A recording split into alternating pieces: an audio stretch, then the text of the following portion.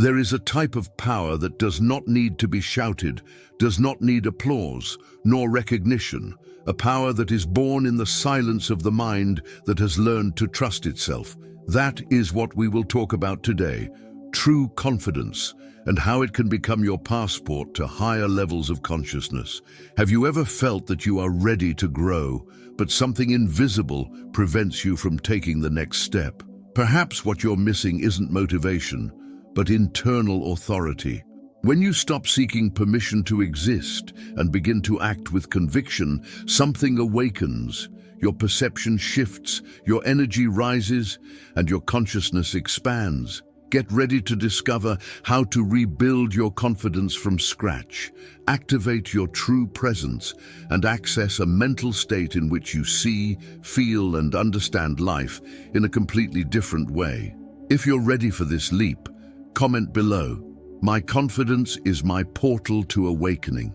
Few names have delved as deeply into the mysteries of mind and consciousness as Jacobo Grinberg. A Mexican scientist and tireless researcher, Grinberg dedicated his life to studying hidden mental capacities, expanded states of perception, and the connection between consciousness and reality.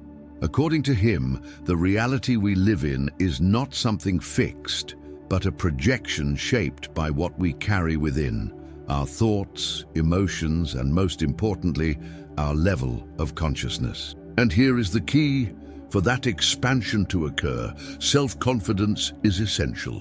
Grinberg claimed that the neuronal field, a kind of informational matrix that creates the experience of reality, responds directly to the individual's degree of internal alignment.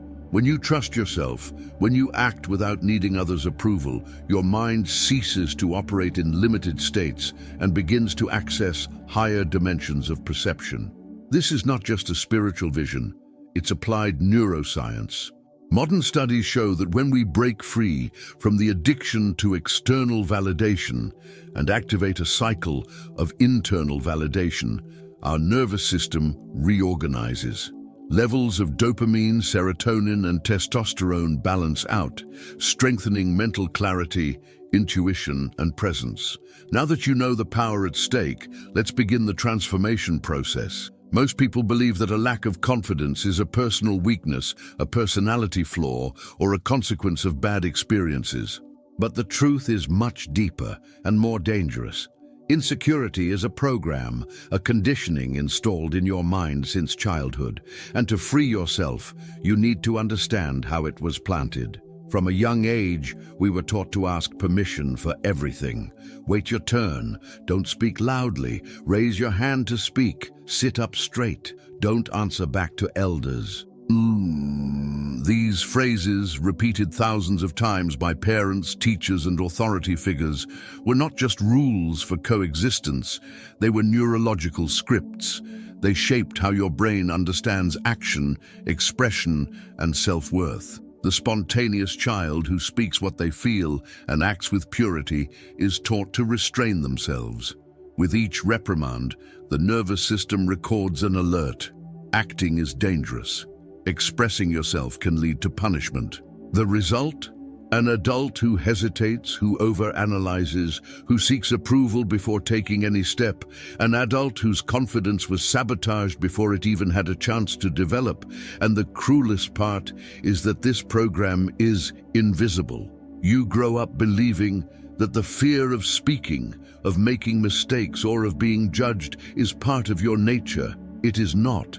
It is a defense mechanism installed in you. And every time you obey it, every time you stay silent, retreat, or doubt yourself, you reinforce that same program. Society rewards obedience disguised as respect, but punishes true presence.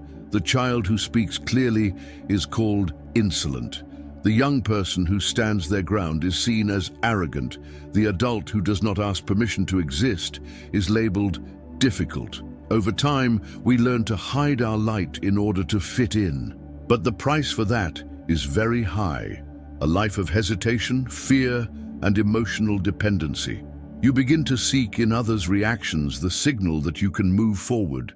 Your identity molds itself to what others approve. and your consciousness becomes trapped in a lower vibrational field, the field of doubt, comparison, and repression.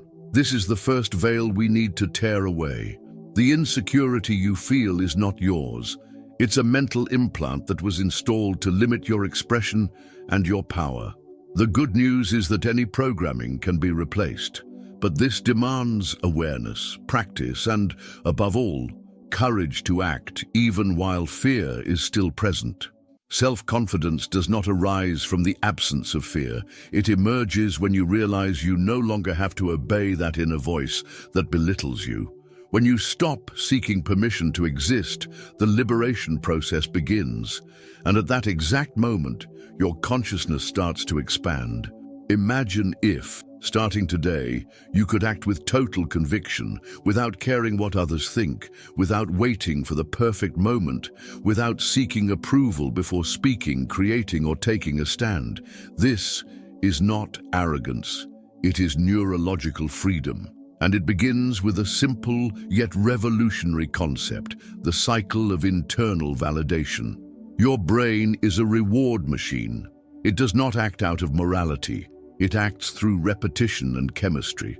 Every time you act expecting a compliment, a like, a smile of approval, or an immediate positive result, your nervous system associates action with external validation. It's like an addiction. You only feel confident when someone confirms that you were good enough, but that is unstable and dangerous ground. The key to true confidence lies in breaking that dependency circuit and creating a new one, that of internal validation. Neuroscience shows that when you act without expecting approval and still celebrate your own initiative, something powerful happens. Your brain releases dopamine, the neurotransmitter of motivation, not because the world applauded you, but because you validated yourself. This is the beginning of a new cycle: action, self-affirmation, internal reinforcement.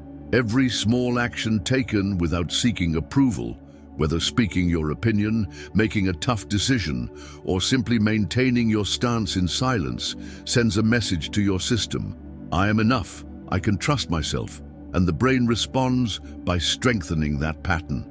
This process also impacts other neurotransmitters. Testosterone, linked to feelings of power and self-worth, increases. Serotonin, responsible for mood regulation and emotional stability, balances out. And the most impressive, oxytocin, normally associated with social bonding, is replaced by a sense of internal alignment. You no longer need external connection to feel that you belong. You belong to yourself. By repeating this cycle day after day, the result is inevitable. You become unshakable, and not because you learned to appear strong, but because your mind stopped waiting for permission. You act out of conviction, not for acceptance. And that reorganizes your identity from the inside out. The confidence born from internal validation doesn't depend on an audience, isn't shaken by criticism, and doesn't collapse in silence. It is trained, structured, and conscious. It is not about believing in yourself as a slogan. It is about creating neurologically a system that rewards your courage even before the world perceives your value. This is the foundation of the mental hack that transforms your self-perception and prepares the ground for the next leap, the expansion of your consciousness. When you stop looking outward and begin to feed yourself from within, your eyes open to realities previously invisible. Most people think that confidence is just a social mechanism, a firm posture, a secure way of speaking, an image of control. But this view is superficial. When self-confidence is built from the inside out, it does not merely change your behavior, it alters your perception of reality. And here we enter much deeper territory: confidence as a portal to expanded consciousness. According to Jacobo Grinberg, the human brain functions as a decoder of reality. It does not see the world as it is, but as it is structured to perceive. And that structure is heavily influenced by the individual's internal state. When someone lives in constant doubt, fear, and emotional dependency, their perception narrows. They see only risks, threats, and confirmations of their own insecurities. In those states, the mind operates in a lower vibrational field, and that limits access to full consciousness. But when self-confidence is activated, something extraordinary happens. The attentional field expands. The mind stops focusing on what will others think and begins to open to what do I really feel, see, and intuit. This redirection of attention creates an internal space where the noise of external validation disappears and intuition, presence, and clarity begin to emerge. You start to notice subtle patterns that previously went unnoticed. Synchronicities become more frequent. Your decisions start to come from a deeper place, not from defensive logic, but from a silent knowing that arises from connection with something greater. That is the sign that your consciousness is rising. And why does this happen? Because true confidence reduces anxiety, stabilizes the nervous system, and frees mental energy. That energy, once wasted trying to fit in or please others, is redirected to the present moment. And it is in the absolute present that the portals of perception open. Self-confidence, therefore, is not just a tool for social success. It is a bridge between the conditioned mind and the awakened mind. When you stop defining yourself by external expectations and begin to operate from your inner core, your frequency rises. And the higher the frequency, the higher the consciousness. It is at this point that you begin to experience states of deep presence, sharp intuition, and even subtle spiritual sensations, as if reality begins to respond to your internal state, not just to what you do. And this is not magic. It is neuroscience applied to spiritual expansion. Confidence changes your relationship with time, with fear, and with the self. And when this happens, you not only see the world with new eyes, you perceive that the world has always been more than your eyes could see. True confidence is a silent force. It does not need to prove itself, does not need to dominate, does not need to compete. But there is a delicate point on this path. When confidence grows without awareness, it can disconnect from humility and give rise to arrogance. And that deviation, if not noticed, compromises not only your personal evolution, but also your spiritual connection. The line between self-confidence and arrogance is extremely thin and often imperceptible. When someone begins to feel confident, present, and respected, the ego starts to whisper, "You no longer have to listen to anyone. They don't understand your level. You are beyond the ordinary." At first, these voices seem to reinforce empowerment, but little by little, they transform presence into superiority and clarity into inflexibility. What was an awakened mind, open to learning and listening, begins to close itself around its own narrative. The confidence that once served to liberate now serves to protect an invisible throne. And when that happens, the expansion of consciousness stops, because spiritual growth requires vulnerability, self-awareness, and a constant openness to learn and recalibrate. Arrogance is confidence that has lost the axis of self-correction. And the price for that is high. You begin to reject criticism, ignore signals, repel allies. Your presence, once inspiring, becomes intimidating. People around you fall silent, not out of respect, but out of fear of confrontation. And the most dangerous thing, you cease to perceive your own blind spots because you have taught everyone around you not to question you anymore. Arrogance feeds an invisible kind of isolation. You feel in control, but in reality, you are distancing yourself from reality.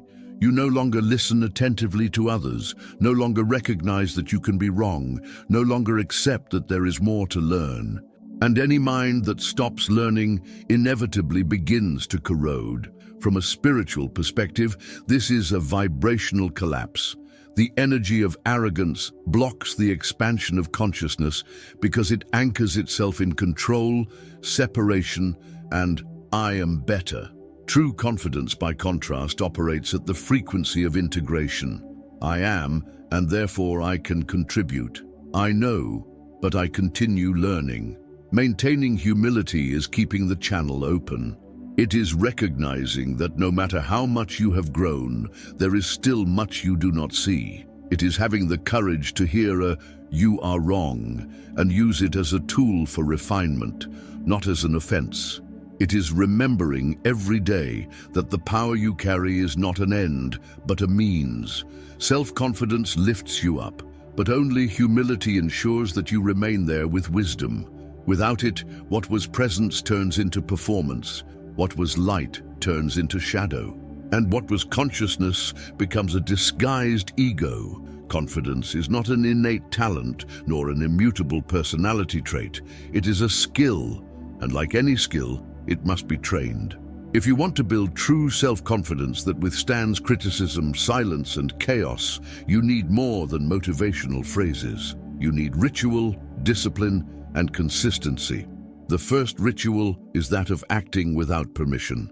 Every day, consciously choose a moment to act before you feel ready. It can be something simple, voicing your opinion in a conversation, publishing a thought you usually hold back, or making a decision you have been postponing. The focus is not on the outcome, but on the act. You are reprogramming your nervous system to act even with uncertainty and be rewarded for it internally. The second ritual is the command mirror. Every morning, stand in front of a mirror and say in a firm voice, "I trust my voice. I do not ask permission to exist. I act with presence." Nadules. This is not theater.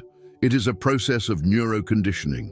The act of hearing your own voice affirm your autonomy activates the cycle of internal validation and reinforces your identity.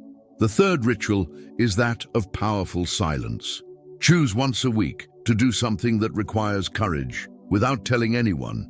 It could be anything from starting a personal project to facing an internal fear. The objective is to train confidence without an audience. The more you condition your value to visibility, the more dependent on the external you become. True confidence grows in the dark. Another fundamental point is conscious reflection. At night, before going to sleep, write about the moments of the day in which your confidence was challenged. How did you react? What could you have done differently? What did you learn? This practice turns friction into learning and consolidates self-awareness, preventing confidence from sliding into arrogance. The fifth ritual is that of intentional humility. Every week, find someone you respect and ask for feedback. Listen without getting defensive. Receive without justifying. This is not a sign of weakness, but of greatness.